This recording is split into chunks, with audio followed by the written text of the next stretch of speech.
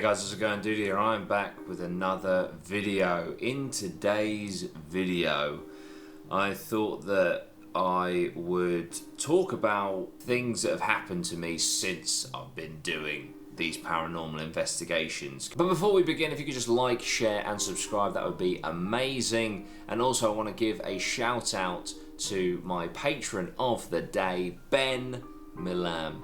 Milam. Thank you so much for being a patron. If you'd like to become a patron, you can do it for just £1 a month, and you get lots of extra bonus content over on my Patreon. The link is down below.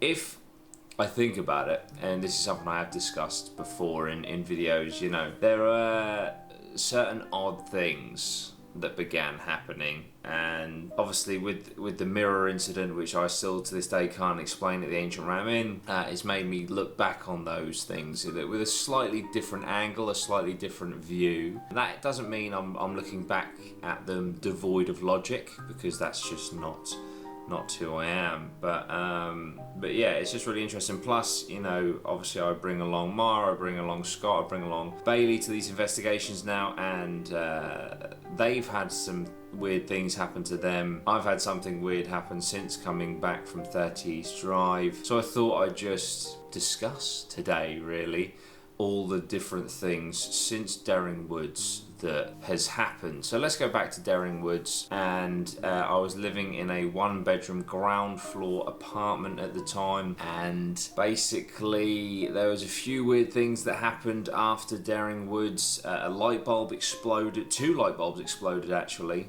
but that could just be faulty electrics. One exploded in the kitchen, another didn't explode, it actually melted. But the scary thing was, it melted in my bedroom, melted out of the ceiling socket and fell, and was about a foot from my leg.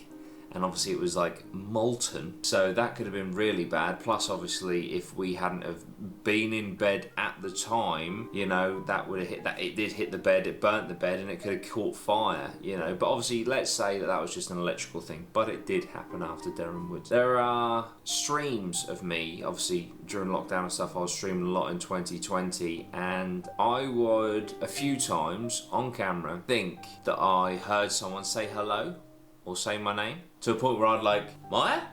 Thinking that she'd come home from work, right? And no one was there. And the same would happen to Maya when I wasn't there. She'd think that I'd come in the house or said hello or whatever. And that was quite spooky, you know, to be alone and to think that someone is in the house with you and then realise that there is no one. I mean, I work alone. I'm in the house alone right now.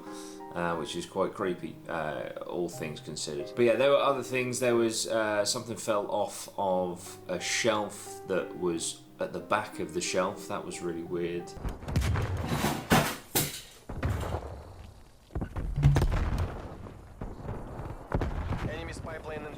And probably one of the oddest and terrifying, because this was either paranormal or we were about to get burgled, was when I was in the bath and Maya was streaming on my computer. And so this is all on stream. In fact, I'll show it now. An old Man U player. I don't think he plays for Man U anymore, does he? Oh, my phone's really just died. Just I've got Alan Shearer, 100 Club. I've got Alan Shearer, 100 Club. Released it into the wild. Yeah?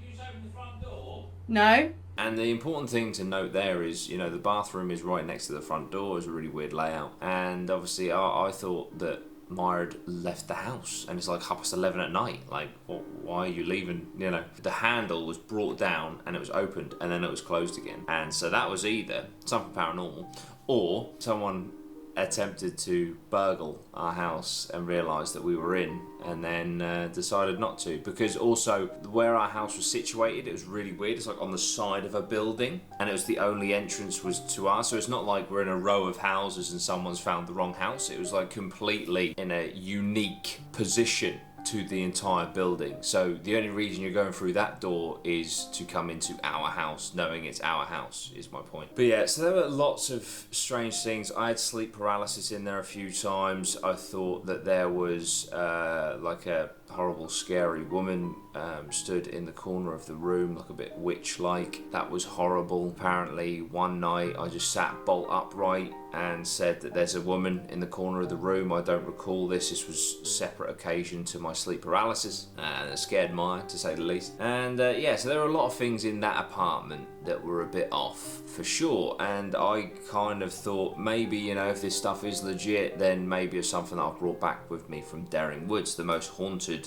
forest in the UK, and a place where we are going back to for the next investigation. So there you go, now you know where we're going to after 30 East Drive. So fast forward to, let's obviously we did the RAF base and stuff. Nothing really to note in this house at all up to that point. And, you know, we went to the farmhouse. Again, nothing to note. We went to the church in the middle of the woods. We've been to some really cool places, haven't we? But yeah, so nothing crazy to note.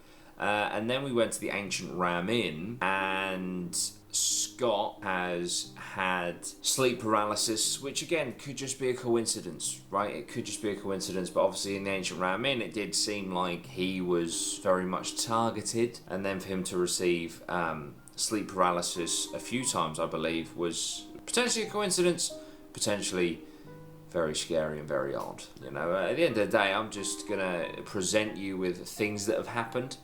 You can make your own conclusions. I'll take no offence to any conclusion that you make. In fact, if you make it all logical and make it make sense that it's got nothing to do with the paranormal, I'll be happier for it, you know.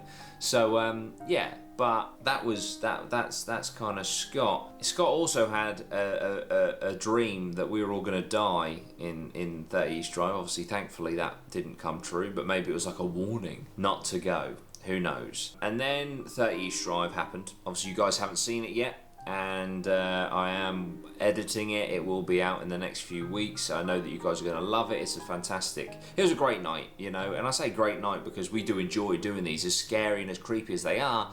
You know, it's an adrenaline rush, and it is a lot of fun for us. So yeah, I have no doubt, even though the video isn't finished, that when it is finished, you're going to love it. But since 30 East Drive, there have been a few weird things. So we all came back to my house to here, because obviously it was a lot of travelling and stuff, and Scott, for example, had to go all the way back to Plymouth, so, you know, he and Bailey stayed over here, and I decided I was going to buy this camera. Wonderful. I hope you're enjoying it. And so me, Bailey and Scott went down to Wex in Norwich. It's just a camera shop in Norwich, to go and buy this camera. While we were out, Maya was sleeping, you know, recovering from a heavy night, and apparently while we were out, she heard footsteps going up and down the stairs, and then she heard noise in the bathroom that sounded like cutting, like trimming toenails, to a point where Maya got up because she thought I was trimming my toenails in the bathroom, right?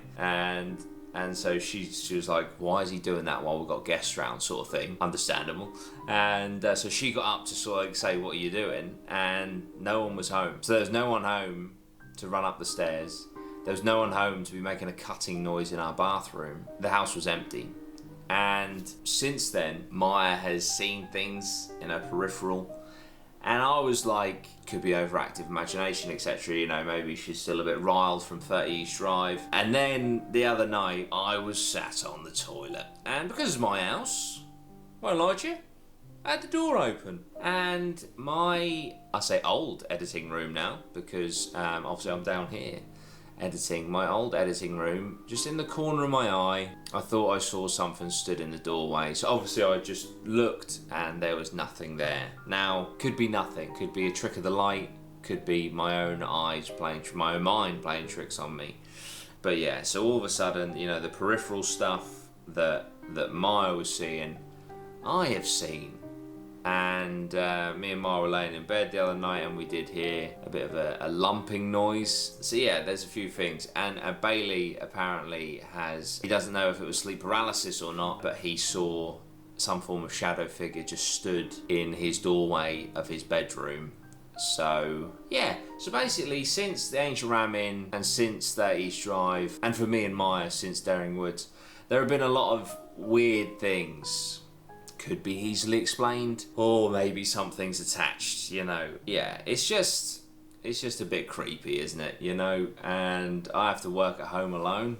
Although I've got my 2 wonderful cats, I do have to work at home alone. So, this is a bit shit, isn't it? And there's something else, but it's kind of a surprise. It's kind of a surprise for 30 East Drive, so I'm not going to tell you now. But there's something that I think could potentially be contributing to it, but I can't tell you right now because it might spoil an element of 30 East Drive. So it is what it is. I've chosen this life. I've chosen to do paranormal investigations, and I guess this sort of stuff comes with it. Worst case, if it gets too bad, if we go to some places and things really start following us home, and you know, it gets really bad other than just the odd knock or the odd thing in the corner of your eye, then maybe I might have to call it a day on the investigations and get an exorcist in. Some weird stuff, some spooky stuff. What do you guys think? What do you think about that, basically?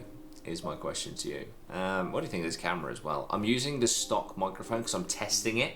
It has XLR ports, but I just wanted to test the stock camera with this camera. So yeah, but we're in 4K. Wow, look at this. So if the audio isn't amazing, it's fine. Don't worry about it. I am going to be getting an external XLR for it. I just wanted to see what the stock mic was like.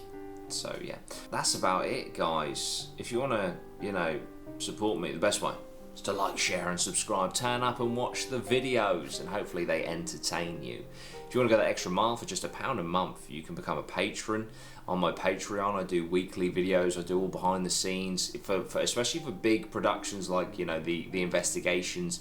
There'll be thumbnails, there'll be screenshots, all sorts of stuff throughout the process of making the video, which I'm sure you will probably enjoy, as well as obviously the patron of the day. Thank you so much, guys. I really do appreciate it, and I will see you very soon. And I hope that no more weird stuff happens in my house, or to Scott, or to Maya, or to Bailey.